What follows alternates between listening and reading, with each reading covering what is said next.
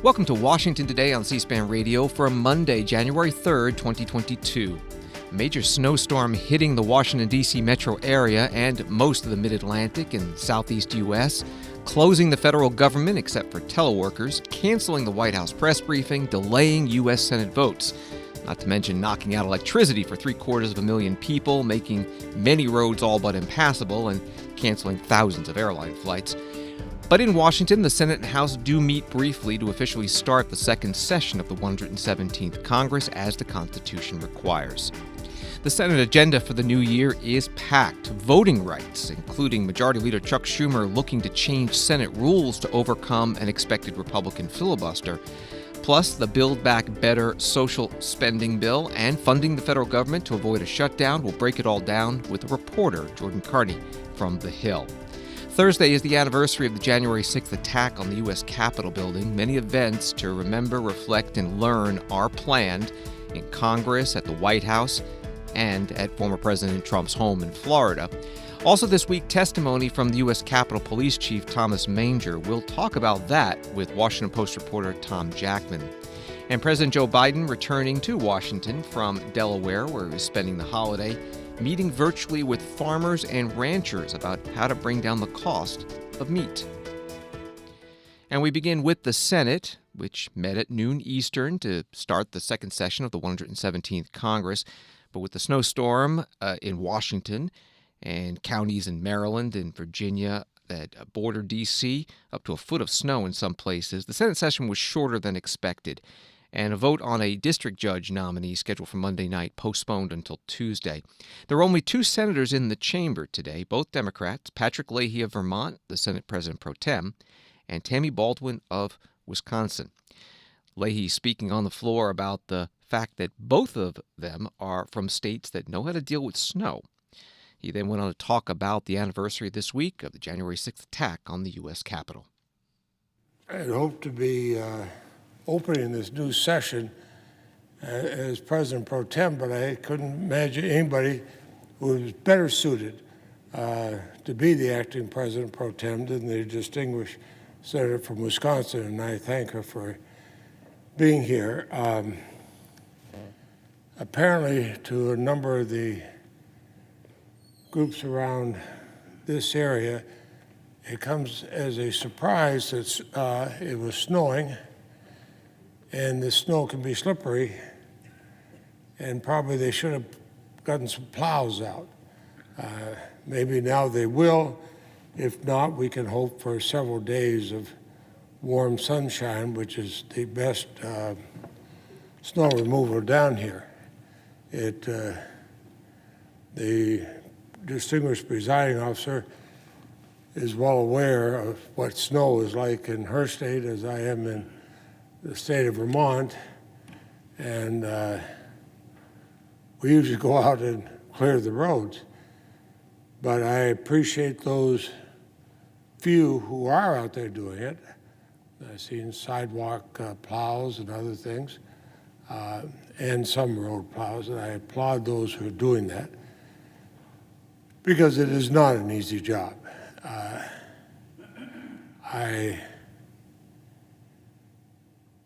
I realize, coming from a state like Vermont where we're used to snow, we get used to getting rid of it. I know the Senate is thinking of going out and will in a few minutes, but I will speak later this week about the anniversary of January 6th. And I'll take this very, very seriously. I'm beginning my 48th year here, and I've never seen such a total abuse of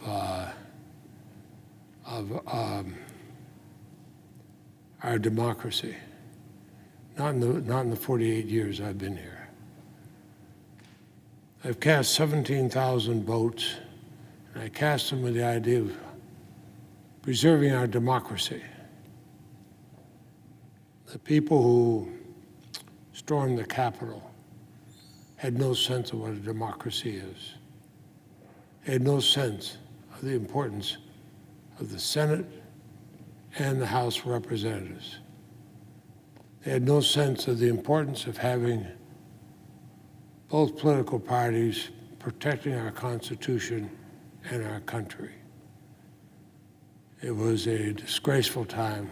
I hope never to be repeated.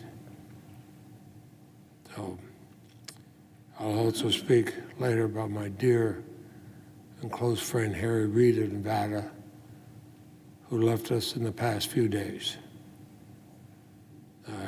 Harry and I ran the same year. I was in the Senate, but we had campaigned together when he ran. And I was thrilled to be reelected, thrilled that he was elected. And I felt so honored to be able to vote for him as our leader, both Majority Leader and Minority Leader. He's a good man. Came from a small rural town, as did I. He believed in the U.S. Senate. And I think with his memory and the memories of others who served in both parties, we saw the loss of Bob Dole, another one who believed in the Constitution and how this country should be run. I believe in the giants. I had a chance to serve within both parties. Let us hope that we'll see the leadership in both parties to roundly condemn what we saw a year ago and pray it never happens again. Madam President, I yield the floor and suggest the absence of quorum. That's Senator Patrick Leahy on the Senate floor. Jordain Carney, staff writer for The Hill, begins her article, "Lawmakers are set to return to Washington, D.C. with a full legislative plate after punting some of their biggest priorities into 2022. And she joins us now on the phone. Thank you for being with us. Let's talk about some of those priorities. Voting rights. Right. So Senate technically came back today. The snow sort of abbreviated their workday, but Senate's back this week, and they left last year without really kind of figuring out a path forward for voting rights. Senate Majority Leader Chuck Schumer sent out a letter to his caucus on Monday morning saying that there's going to be another vote on voting rights legislation, and that if Republicans prevent it from coming up from debate, so prevent it from getting the 60 votes needed to break a filibuster, that he will force a vote on Senate rules changes by January 17th. So coming up pretty quickly. Under the rules of the Senate, can the Democrats change the filibuster rules on their own? They can. So technically, if they wanted to change the rules through sort of maybe the normal, more formal process, they need Republican votes, but they can use the nuclear option. Both parties have done it to make rules changes in the past, and which would let them change the Senate's rules with only 50 votes. So with a simple majority, so 50 votes plus Vice President Harris in the chair. That obviously requires all 50 members of the Senate Democratic Caucus. So it's a pretty high bar they're going to need to hit if they're going to be able to use that option. Another item on the agenda, you title this Build Back Better Revival.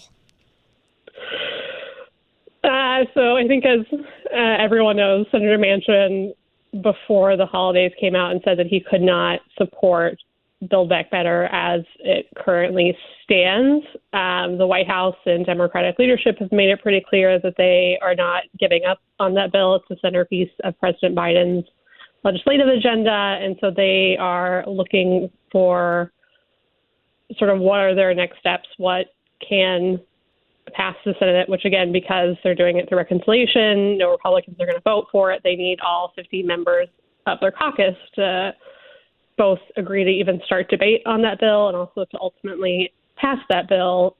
One of the way forward that's sort of been floated out there as they've been during this staycation period is going smaller, but with funding those fewer number of projects or priorities for a longer period of time. Tuesday is going to be the first day that they're all actually back together face to face since Manchin went on TV and made his comments.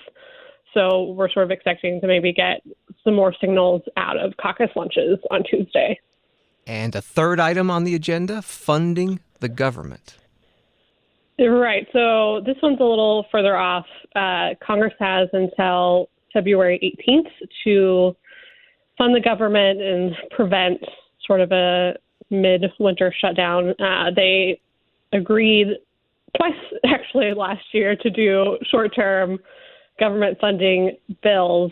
There's always hope amongst leaders on the House and Senate Appropriations Committee that by February 18th they can have some sort of larger deal worked out that would be full fiscal year 2022 funding bills.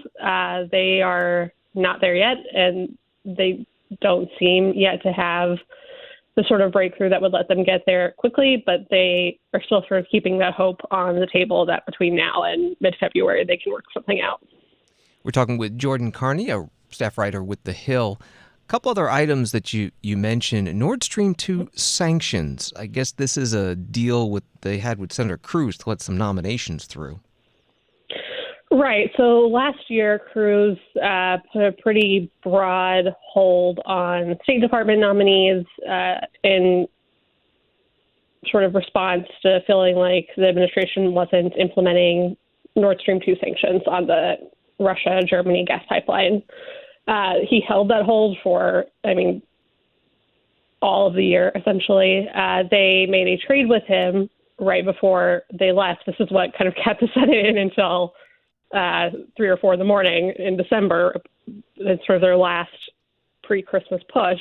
He agreed to drop his hold on not all of his holds, but on several ambassador nominees that Democrats really wanted to get confirmed. If they hadn't gotten them confirmed, they were expected to have to sort of send them back to the White House and have the White House re-nominate them this year. So in exchange for that, they gave Cruz a vote on his sanctions legislation. They have to vote on that by January 17th, and it'll be at a 60-vote threshold. So Cruz will need to win over at least 10 Democrats to get that bill through the Senate. People who have spoken with him say he's pretty comfortable that he's going to get 10 Democrats. You've had Democratic senators who maybe didn't agree with his tactics in terms of holding up these nominees, but who also, maybe agree with him on the Nord Stream policy and some of his frustrations about that. So it'll be an interesting vote that's going to come up pretty quickly. And a final one that you list, Iraq war authorization. Right. So this is one of those issues.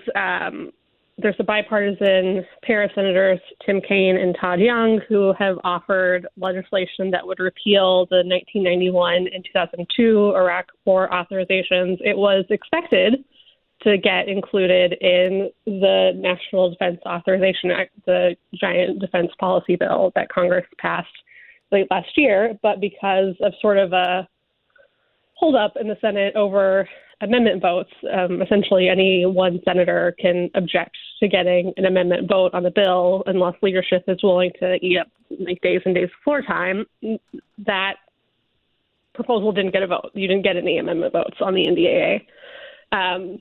But Tim Kaine, who is one of the two senators who have sort of pushed that Iraq war repeal, and they believe they have 60 senators that would be needed to get it over a filibuster. Say, Schumer promised them last year that he was going to give it a vote. They expect they will still get a vote, and that they have the votes needed to pass it. The title of the article at thehill.com, Democrats Return with Lengthy To-Do List, written by staff writer Jordain Carney. Follow her on Twitter at JordanC. Thank you very much. Thanks for having me on. President Joe Biden met virtually today with independent farmers and ranchers talking about how to reduce food prices by increasing competition within the meat industry. Associated Press reports it's part of a broader effort to show the administration is trying to combat inflation. Biden is building off a July executive order that directed the Agriculture Department to more aggressively look at possible violations of the 1921 Packers and Stockyards Act, which was designed to ensure fair competition and protect consumers. Meat prices have climbed 16% from a year ago, with beef prices up almost 21%. That was from AP. Here's the president today. The meat industry is a textbook example on the price side. 4 big corporations control more than half of the markets in beef, pork, and poultry. These middlemen that they buy from, farmers and ranchers, and sell the processors, sell the processed product to grocery stores. That's the way it works. Without meaningful competition, farmers and ranchers don't get to choose who they sell to. Or put another way, our farmers and ranchers have to pay whatever these 4 big companies say they have to pay, by and large. But that's only half of it. These companies can use their position as middlemen to overcharge grocery stores and ultimately families. If we can hold a second, I was telling my colleagues earlier in my office that I was sitting in my kitchen yesterday, and there's a sunroom off the kitchen, and my wife was there with her sister and a good friend named Mary Ann, and she was saying, do you realize it's over $5 for a pound of hamburger meat? $5? Well, this is partly, the pound of beef today costs $5 compared to less than $4 before the pandemic. And here's some historical context. 50 years ago, ranchers got over 60 cents for every dollar a family spent on beef. Today, they get about 39 cents. 50 years ago, hog farmers got 40 to 50 cents for each dollar they spent.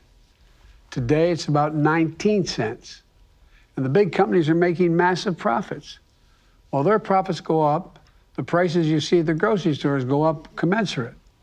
The prices farmers receive for the products they are bringing to market go down. This reflects the market being distorted by lack of competition. I've said it before and I'll say it again. Capitalism without competition isn't capitalism, it's exploitation. That's what we're seeing in meat and poultry, and those industries now.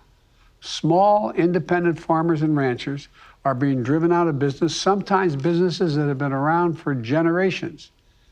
It strikes at their dignity, their respect, and the family legacies so many of them carried for generations after generation. President Joe Biden in the Eisenhower Executive Office building a virtual meeting with farmers and ranchers. White House also announcing plans to distribute $1 billion from the coronavirus relief package to help independent meat processors expand. And the Justice Department and the Agriculture Department launching an effort to make it easier to report anti-competitive actions to the government. On Wall Street today, the first trading day of the year, Dow up 246, NASDAQ up 187, S&P up 30. Apple briefly setting a record, the first company with a market capitalization of $3 trillion. It reached that point and then fell back a bit before the close. More than 2,600 airline flights in the U.S. grounded today due to both the winter storm across the Mid-Atlantic and South and the COVID-19 pandemic causing staffing problems at the airlines. But things do look better on Tuesday. So far, under 300 U.S. flights have been canceled. On COVID-19, Food and Drug Administration authorizing Pfizer vaccine booster shots for 12 to 15-year-olds. CDC still needs to okay that. And the FDA shortening the time for all adults to get their booster shots. It's now 5 months after the initial shots, down from the previous 6 months. COVID-19 infections in the U.S., due to the fast-spreading Omicron variant continuing to break records. The 7-day average on Sunday topping 400,000, according to a Wall Street Journal analysis of Johns Hopkins University data. And hospitalizations nearing 100,000. That's up 40% in the past 2 weeks. This is Washington Today. Like the U.S. Senate, the U.S. House of Representatives meeting today to adjourn the first session of the 117th Congress and begin the second session. But even without the big snowstorm in D.C., the House never planned to come back this week from the holiday recess for legislative business. That's going to start next week. Today, the House chaplain Margaret Grun-Kibben reflecting on the year that just passed and the year ahead. Holy and infinite God, we approach you this morning praying your benediction on the first year of this 117th Congress. In the year that has passed, much has transpired, the likes of which we could never have imagined or predicted, yet all of which has been held captive to your grace plan. both because of and despite our own actions and decisions. Give your blessing to those choices we've made and behaviors we've displayed which have reflected the divine love, grace, and mercy you have shown each of us and this nation. Call us to account for those choices we have made and behaviors we have displayed which have fallen short of the attitudes of generosity, kindness, and forbearance for which you've created us. In this last year, you started a good work in us. Compel each to carry it on to completion with decisions of decency, attitudes of gratitude, and a commitment to civility in our service to you and to this country. In the name of the one whose love never ends, we pray. Amen. Amen. The House Chaplain Margaret Grun-Kibben. Forbes reporting that on Monday, Congressman Devin Nunes, Republican from California, formally resigned from the U.S. Congress. Nunes, who had announced his departure last month, is set to become the chief executive officer of former President Donald Trump's new social media company, Trump Media and Technology Group, which has been billed as an alternative to big tech. That was from Forbes. Here is the resignation. Presiding over the House is Congresswoman Debbie Dingell, Democrat from Michigan, and you'll hear the House clerk. The chair lays before the House a communication.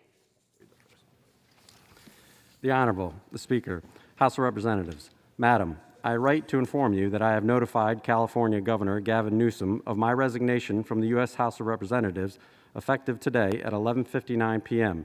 It has been the honor of my life to represent the people of California's San Joaquin Valley for the last 19 years. Please let me know how I can be of help during this transition. Signed, sincerely, Devin Nunes, Member of Congress. That from the House floor.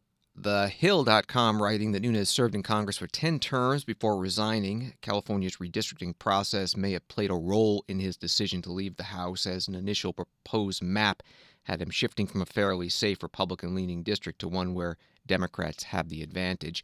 And with this resignation, again, to head up the new media company led by former President Donald Trump, there are now 2 House vacancies.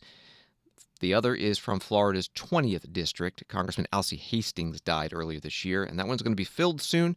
There's a special election in just over a week, January 11th. On Wednesday, the day before the anniversary of the January 6th attack on the U.S. Capitol, the Capitol Police Chief, Thomas Manger, will be testifying before the Senate Rules and Administration Committee, 10 a.m. Eastern. You can listen live on C-SPAN Radio. Joining us now with a preview is Washington Post criminal justice reporter Tom Jackman. Thank you so much for being here. You had an opportunity to speak with the chief. What did we learn?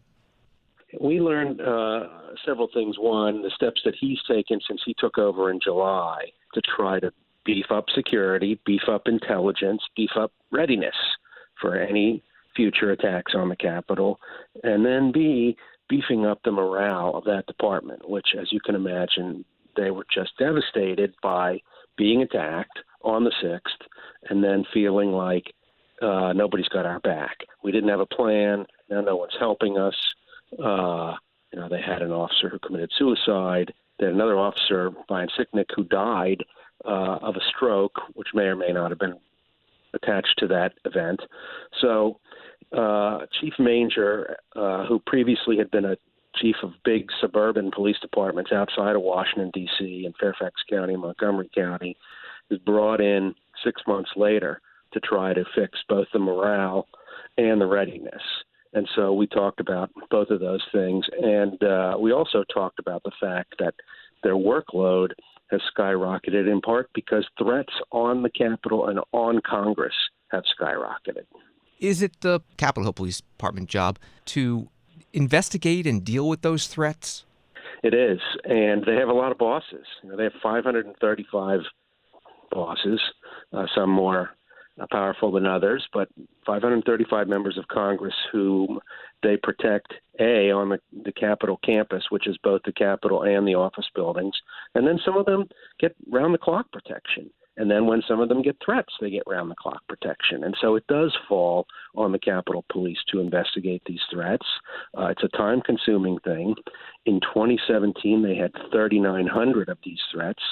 In 2020, that number had gone up to 8,600, and last year, 2021, 9,600. So in 4 years, it went up like 150%, from 3,900 to 9,600 threats on Capitol and members of Congress.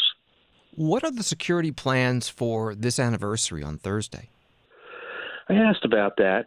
It was a little cagey, shall we say, but they have engaged a lot of police departments, most directly the Washington, D.C.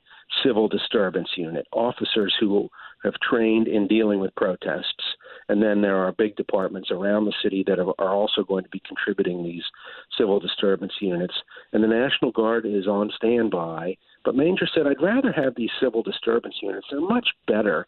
They're much better trained and rehearsed and, experienced in dealing with protests and protesters. The National Guard, not so much. And so they're bringing in those guys. There has not been a mention of putting up a fence yet, and we just got 6 inches of snow in Washington here on Monday morning. So I don't know what that will mean by the time of the 6th, but which is 3 days off. We're talking with Tom Jackman from the Washington Post. 1 year after the January 6th attack on the Capitol, what are the big lessons learned, according to the new police chief? I think lessons learned are pay attention to the intelligence, first of all. They clearly missed a lot of signs. He acknowledges that. It's a little easier for him to acknowledge since he wasn't there at the time. But they have beefed up their intelligence unit. They've added 9 people. They've centralized it. And they are paying much closer attention to the chatter of people who might be inclined to attack the Capitol. I think they've beefed up their front lines. They've got people out there at all times, and so and they have a readiness. He's told me that the architect of the Capitol told him we can get a fence up around the whole place in 24 hours, and we can get it down in 24 hours. So they have the ability on fairly short notice to fence off the Capitol, which is a super effective security tool. And they tried that on September 18th when there was a rally in support of the January 6th rioters.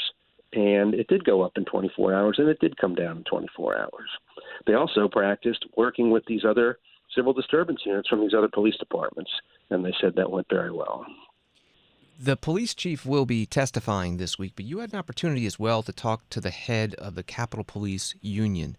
What's the perspective of the union? They want more manpower, and Manger wants more manpower. They're agreeing on that. They are about 200 people short. They had 135 officers leave in 2021. That's a much bigger attrition than normal, and they were hampered by the fact that the Federal Police Academy that trains federal officers, which is located in Georgia, was shut down for most of 2020, so they weren't getting any new officers. So as a result, officers are being made to work overtime, double shifts, having their vacations canceled, their days off canceled. It's A, tiring, and B, further demoralizing to not get days off, which I get. And so the union wants, that manpower, and they say we've been calling for this manpower for a while. The union also wants more accountability for the command level officers who were there on January 6th and remain on January 6th, and who they feel were responsible for the intelligence and readiness failures of January 6th. They want some of those people ousted, and Manger has kept some of them in place, which makes the union unhappy. But the union and Manger agree more people needed, and they really are focused on that. Tom Jackman is a Washington Post criminal justice reporter. Find his stories at WashingtonPost.com and follow him on Twitter at TomJackmanWP. Thank you very much. You're very welcome. A few stories about former President Donald Trump, his family, and his supporters. First, New York's Attorney General Letitia James recently subpoenaed former President Trump and his 2 eldest children, Ivanka and Donald Trump Jr., demanding their testimony in connection with a civil investigation into the family's business practices. That's according to a court filing that was made public today. From the Washington Post, former President Trump made an unusual endorsement in a foreign election on Monday, offering his complete support for Hungarian Prime Minister Viktor Orban, a right-wing populist leader accused of undermining the country's democracy and moving toward autocracy during more than a decade in power. That was from the Washington Post description.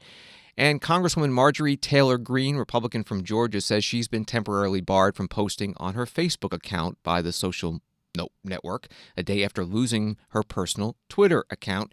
She writes on Getter, a social media platform favored by some right-wing conservatives. She writes, Facebook has joined Twitter in censoring me. Who appointed Twitter and Facebook to be the authorities of information and misinformation? A spokesperson for Facebook's parent company, Meta, confirming that it took down the post of Greene's, saying a post violated our policies and we have removed it, but removing her account for this violation is beyond the scope of our policies. And thanks for listening today to Washington Today, which is available as a podcast on the C-SPAN Now mobile app and wherever you get your podcasts. And for more top Washington stories sent to your inbox each day, subscribe to C-SPAN's evening newsletter word for word at c-span.org/connect. Hope you have a good night.